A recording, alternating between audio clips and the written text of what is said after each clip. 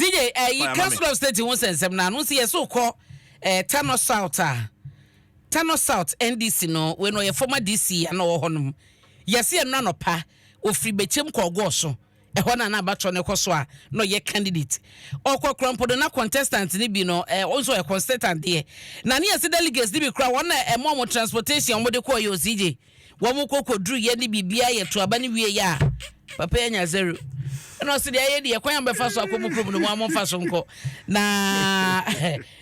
Mua nyamia ye madum na monya kwenya na I think said the youngest so far yet no 32 years okọ Western Regional Maxo Boate so you good dealer or you be into mining 32 years or you good dealer and expectation no and say obekote mabuanim see you what you say your expectation is obekote mabuanim Musa yeka ye kobi bisasa na wo babu ndi obeda kotuma mpanifo ni ade babu so tufo a ahu eti CJ omko no omko sum ye omko ye ni ye na de bia nkwankoba se empanifo a omade aduosia aduoson aduowotwenko a na sabiatiefo enim nyansa enim de wo mutima wotufo a ye omomfa mo de ne kota chire na omomosa no ento ho ema bunsu edi achi na CJ yabekọ yanim yankwai mede wo sase wo Ghanaian Times da bokrata mu wo hwe ne fa etoso eduba ko heya Madam Mary Ada GII Executive Director na chese Ghana Integrity Initiative na wo hwe mu abese fie no mu nie Ghana Ada 43 honomoa da ho unse ya na Transparency International eno no on say wiase nyina dwuma no mudie tia no mokọ no matoto manfa no ya hwe man na wutimu no eba no dwumudie keta se hye kankan ne proya ehina gina ohunu ne so man no ekọ fom anase ehwirikọ Ghana da 43 honomoa be say 5 years nie na afie twam 2024 no yate aba 42 ya begina 42 eho ene de akwakosie na wo hwe mu asije wo ba ye sub-Saharan Africa ha ya ba Africa sei na amai makoma kwaduana enkro 49 no Ghana etoso 11 ye kano dwumudie keta se kankan ne proya ase first time kra no ye tumi nru ho ye wo fom na je se ekoso power ha sei na amai bia assign Ghana ho ekomani se Ghana kita 42 wo sure man bi ti se Seychelles si jomo 72%. Cabo Verde omo 62. Botswana 57. Rwanda 57. Mauritius 51. Awo nyina omo score ebru 50. Ekọ nanim. Na che so kọ honom na omanfo no ensusuyam no omunim die mu no. Dwumodie kata se kankan ne pre na wo fom ewo ho. Awo gidie ensese aban de gu akwan so mo gidie se wo kon. Na yehwe Ghana ya 42 na yenya ye no ya twa Burkina Faso ya twa South Africa ya twa Tanzania omunyina ya twa wom what I say nti ne cha say and that's all ase betumi akwakotwa 72 for isi 70 we can do more we can do more nti de kono ene senke be ya ban empe court bia eno no be specialized court omo dwuma no ene say corruption cases nko a eno mbetena so omu se ba ne sa no a ebe ma na contentem na omafo anya gidie wo sa ensema ya na ekoso ni mu na CJ no chinso no hye Ghanaian Times mu ane fa tusu edu no so a okwa santemante ma Dr. Frank Amoakoyene wona ye mantem no so afo wono so na womo ama wo bibia wo ye galamse omama omotumetum se wo bia enfi babia wono sanse wo mbetie si abonten na ya becheche wo so mampani akasa dada no wataski ministries miensa eso munye sadwuma no nti obia ni se babia wo tufum agudie no wonni tumi so betena ho nso ma na se kwaye mu a wo ye galamse no aban eba obechewo ne yede wakogina emra no na emra ene wo adi no pepepepepepepepe wo se da bokata yan so de fetu so dumiensa CJ ebo amane Council of State enkomo a wadi no impanyufo ahodo a mantam ni nyina wo mo edi nkodim no da bokata yi abo eho amane wo ha se ya won saka bia wo behunu ba bia fa ye ene sedia eko na medewo ekọ the news center mu CJ uba the news center mampani John Mahama ena wotron sa edi afre China for so obi a oye investor okita sika na person de be so mayimu na obeye investment no akwanya da ho wabie pinu mato ho no bra na ye nyina ye nka mom na ye nidwa na wo so nya ofa so na ye so de ye mabu enya adwuma nye na ye nkoye ni Chinese for no na China for no mo ye amu show mo fan bi Lantern Festival yes omo ye wo University of Ghana stadium ho na ye kama papa amu do so kremo stadium na ye ma na menyi ni mposo mu nyina na koye stadium na ye ma menyi ni so mu nyina na koye o China food Chinese food egu Ghana hasayi no nnuane ni omo culture wo mo kese she and I'm saying nipa dom nyina se Ghana ha ana fa se nti no mba omo Ghana ha ya because omo say eya fa sa omo ye e wo China ho nti eduru ho no ma ba bia wo wiase ba bia no e wo say mo she safa no CJ eni o enti ano ho na CJ no chin so no wo share the news center ebo amane we kra na mepese wo de mamye wo ya yase ewra kenofriata kane swafo a na ohwo man si kasem so na asrafo ni mpanyefo bi akobodwam wo ni fie na yeso mo kodruye no bambofo ne wo fie ho no ebisa se search warrant kita omo a omo de bedi sadwuma no wan CJ me no weka sei o no ma pia security agu nchen no ma tese omo de force pa na ewra ho me wonder bokata ebo amane sei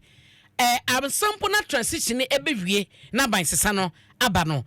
yewra oforeta ema chief of staff asabre no honum yema me fremu opare ya we said ho mfa no nti okọ obi man so kwala no ne ekwohye na pomuden aban so ba ya na so atwo de akwakoma chief of staff Julius Debra said ne ho mfa no nti oni Ghana say ye kasei a woni honum nti omo ya we pass papa ne yiri nyina na eni ho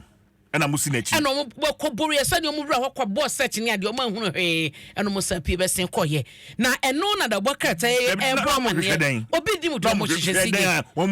obi nim do mo hwehwe but o ko wura mu no o ma ho hwe eno ne da bokata ne eka eno mo pieye na eno da bokata e chete se de o mo di asrafo edi sadwuma no aso o mu twasa no de ato honom se bibi mponie ena ye emra kwan so na wonam na wodidi udwuma sigi wo biansi kwan ba so be kwakofa asrafo di ti abebu obi dan na de force awura dan ma kwakobo search de emu wo rem eno ena da bokata yi eka ehosem ewo ha na edanche so amame emfa wo enko the new publisher kasafa matwome na council state asante mantemu wo ama abato no anko na wieye na semtrofo bi so ya bro wo maskata bibia no the new publisher eka eho asem wo kofra mantemu so apprentice Gabriel Tanko Kwamega atokpole wono ena wodi nkunim ewo hono a the new publisher eka amaneboyim na acheyin so no CJ unso mampani Mahama na the chief of staff atron kata edi akose wo bia ya yeto abawie ye December 7 oman no anasa aban na wo so sabre no efa wo adwuma mu a aban eye abanjuma no mo nyina ya pamomo tiye esake mo nyina mo nkotena fi ti eno ni directive aba directive no so a chief of staff de koye no ba bia ya banjuma panye bia ho no so make sure say wo de sa directive ye adwuma so de report ba aye so abosumi ya na de to so dun so fa sa report ni man ye hunu say adwuma fo be se du ni eto aba we December 7 no wo fa wom ena du ni nyina no wa fa sa kwan no so asake om nyina abranra na metie Felix Kwachi Ofosu na wo twetse nipa ye kom asemi bebura pimu amunyina ye Ghana fo ya form adwumum and say unemployment asempo na ye kan nei omunyina nya adwuma ye nti say yes sa pem ni nyina san kwotena fie no omunyina so baba akoka unemployment no ho unemployed the man ne maba wa no ho nti no ne babia ye wo say na abrana kata nti say form adwumum abreben obia after December 7 na ye fa adwumum nko ade you are going home because abna me kata bi wa ma meba okay Ura Daniel Yao Domelevu. Okay. Mehu na appointment letter. Na date ya ewoso no neba any 19th December 2026. 19th December 2020 2016 sorry 2016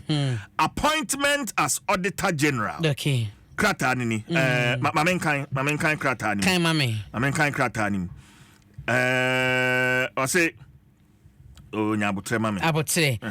ne nyina say ye de ne ko auditor general di bia no nti sa bre no ye to aba ne wieye na ye transition period mu ano ena mampani mahama usoro na ye mampani 2015 na de ba ya bewura 2016 mu na mampani bo ne din so mra meye attorney general nti ode ne besi what be se hon sa di bia no e wo bra no onim se o kofie ena ode ne betena His Excellency the President John Dramani Mahama, acting in consultation with the Council of State in accordance with Article 70 of the 1992 Constitution,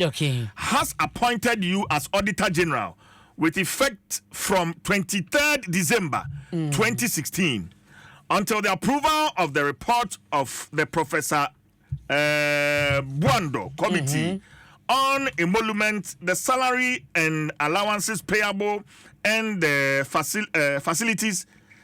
and privileges available to you shall be indicated in the Professor Erama Ade Committee report. The provisions of Article 146 of the 1992 Constitution relating to the removal from office of a Justice of the Superior Court of Judicature shall apply to you. Please confirm by 28 December 2016 whether or not you accept the appointment. Accept my congratulations on your appointment, and is signed by Julius Debra, Chief of Staff, and copied to Mr. Daniel Domelevo Accra, dated 19th of December 2016. Abna.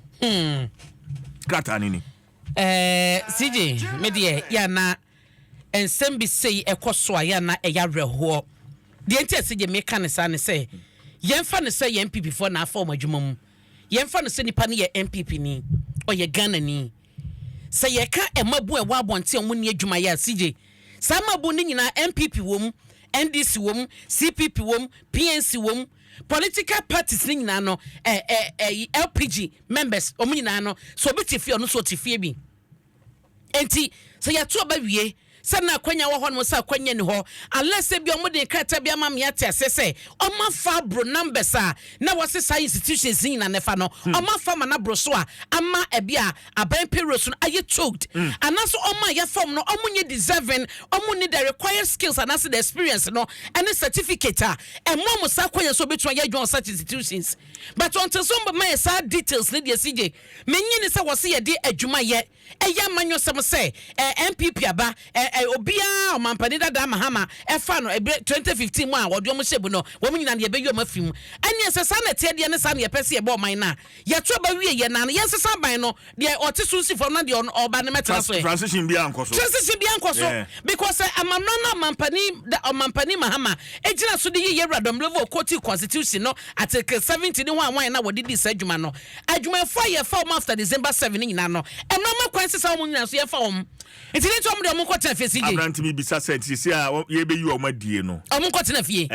se bia o mo ye MPP fo na ya sheda park o mo aguso no ti ye pamo o mo ne de NDC fo aba won ana de ye kan de se de keka kwe de o ha ye pamo o mo na ya fa NDC fo ana se bia but minim se ho sa efa ho no ye se processes mu ne medicals nyina no e waso fa bi mu nyina sa ne se je wa wie ni aka se you are qualified adwuma no be ye o enti sa processes o man famu a o mo ye hunu na ye nyina nyintum sa ne we de once a processes o man famu no CJ o mu di se yi o madi what I say okay but mama fa nko the chronicle da bokrata mu wo mo boman ne woni feto so miensa district magistrate court wo sege eno wo Greater Accra region ya CJ wo mo echese her worship Victoria Akua Gansa Esquire ena wa sentence ohina ono eda populampo busuana no nene hakpo adeboete populampo yoto so nan ene ni pe nan bi e ka ne ho no CJ yeso mo nkonkoda afiase abosome miensa kwadu aye de ebo wo mo no wo hwe kwadu no ananka kwadu no doso de na so de abo mo no say sentence na eba ye no echese no ebe run concurrently nse ya bosome miensa na so ni nyina no be kan bom ti no 3 months no be cover kwadu de bo mu nyina sije de tie ne se ne hakpo ya wono no eye accuse odi kan Stephen Soji eye de otoso 9 dati agovo eto so kyese omo nyina Alex Populampu na Emmanuel Saba omo nyina na yede kwadu abo mo say yesi gongon bita wo se kane no ene kura wo ho no mokọ typical ye area sibia ye bodero ho pa na okoboderu ko fresh omo kwa akoye communal labor dodo ni nyina nka mom na omo hwe enye ensiesie na woboderu no ana na yesi nkrofo kwoto se ne so ene wo mu brim no papa ese bi kura ehwe adwuso go wo mo so na eno no man tell so mo de kodan quarter se into eno sa 3 months wo mo kodam ya fa fine na ka wo say ye fine no want to be into fine na wo kodam ye 3 months straight na wo mo HS kwadu no ye abatement of crime and na conspiracy to commit crime and assault eno ene kwadu ye de ebo wo mo na July asem kra che we 2022 July and assembly esiye ya eno no chese gongon to cement be hwaso o ma kwakobo da ro kesa busu ani bi ntia se so kwakobo da ro ni ade na ede sa menti be hwase ne ba ya kota sese ne hakpo adibwete yo to so en9 Populampu wonko enkoda afias ni pe nan bi e ka ne ho no da bokrata no eda ha na yabeto aso yewra jampo so na the chronicle ebo ne ho amane no say ye chese wa okay buanka inland port project no ya wo chese se de adwuma no ekọ no ekoyi anesa nti yewra jampo asemi da ha say kama Professor Ransford Jampo Edward wono na oya acting CEO wo Ghana Shippers Authority nti wono na wo call inspection ya wo desa amane boya banti CJ okay da bokrata no ene nsema wo de abade dodo no na dia kan nyina no wode ba ye ntibe do besi na mama kai wo sanyambo efie da CJ unse ya na eba no awade se obi ekwa awade mabu abrante ne ababa omo ya hoboa bekwa kwa wiechire no makobo besia twom e dia kwaware yese bi wakrampo na be ma ne mo oba ne hunu ne financial status say sika ne bi ni ho tumi ko jebesia no dia be ya ware chinchirinchi wobani agea ma fo mbe wie na ekaba na ye dan wo mka no na de mente be ho aseba na de ware gya ba itinyambo efie da ye ne animdifo ebekasa ye ne lawyers ene omo so ye wedding planner CB bekasa na fe ya hwese o kwa wade a eyempo so bekobo besia e de akwa wade na wade no besia di wani mana abna minim awarefo bi a omo ware mfie numuni 5 years they are in their 5th year okay wom gusua wom tua wedding no eho aka 5 years ni mfie num wom gusua koka no yo de wo betwa amfoni de obeye decoration enuane a wom di machine a wom ko han de bebo nwom enkonwa ne canopies ene ne keka ho 5 years after aware no wom guso koka wom koka bed kra ye japade wom ko enye izi onti nyame yadom a seje fie da eno komo na yebedi minima se wo situation bi etese mu a wonim number do dada wo aware a woti mugu so konka wo dia no be ma ne ma wo yare so wo jebesia ana mu nyina na mo bom tibu pasam ba jebesia e dia kwaware obetumi e de audio me pato ya na de audio na ba wo sedu fie da ye bo na seje wonim obi won ma fie da na ye bo ebi mu de no na mo ye de ba what I say into so why ye ho adwuma send the audio no efabra na ye nye ho adwuma 0242 602021 0242 602021 so experience na afoto bi aso awo de na eba ya wunya wo mu no na wa share na dodo na so etie sa foto ni bi na sije na yadofo bi ma wo da me monitor sana no me ma me Rose Finn Hayford oh UK otie anapai